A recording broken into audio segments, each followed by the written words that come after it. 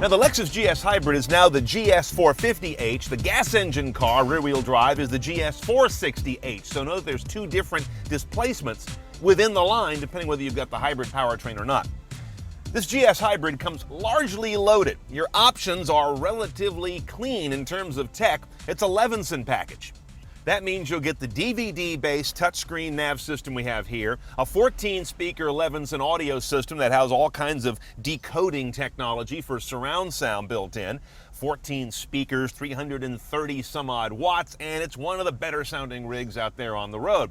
You also get some rather odd tech anomalies in this car. Considering it's an 09, why in the hell is there no live traffic information? But there isn't. That's odd. And as I mentioned, DVD-based, not hard drive. That's pretty stale too.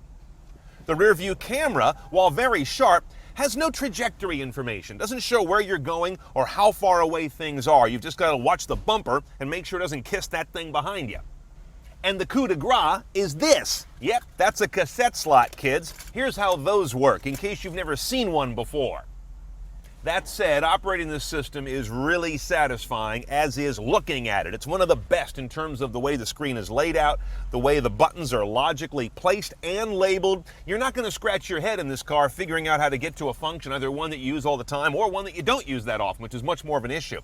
Bluetooth hands-free is standard on every GS, this one included. iPod adapter not on the option list. That's a little backwards as well. You do have an aux jack, but it's hidden way back in here. More of a feel than a sight thing. I've always loved this little smuggler's box over here where they ditch a lot of the ancillary controls in this little 007-ish drop-down.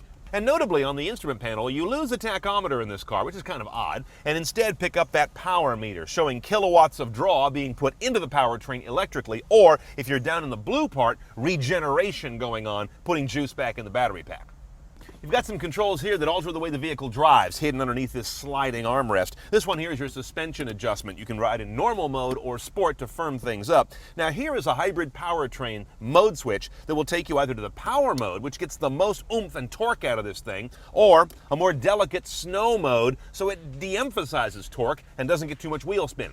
The interesting thing about the power mode is the GS has always used hybrid technology to almost be more performance-oriented than economy-oriented. It gets better mileage than the V8 gas car, but not stunningly so.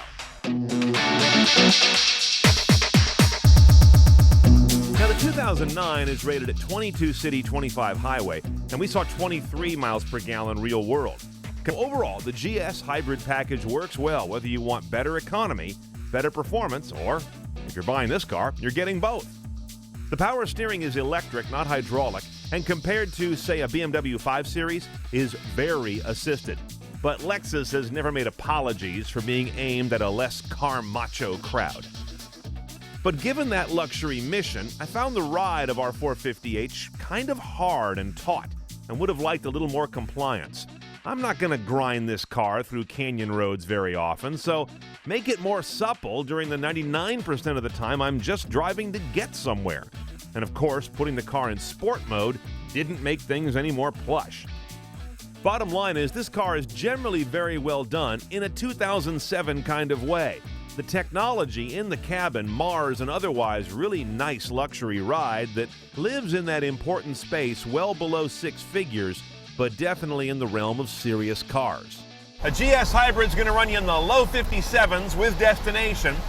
There's really one tech option. It's the Levinson package to get the better audio, the touchscreen navigation system. That's about $3,800. XM radio a la carte for $400. What would I do? I'd wait till 2010 and hope for a better tech package overall. For your daily dose of tech news, check out CNET's Loaded. It's packed full of the latest tech news highlights that matter to you. Find out the latest gadgets or the coolest gizmos, all that and more Monday through Thursday at cnet.com/loaded.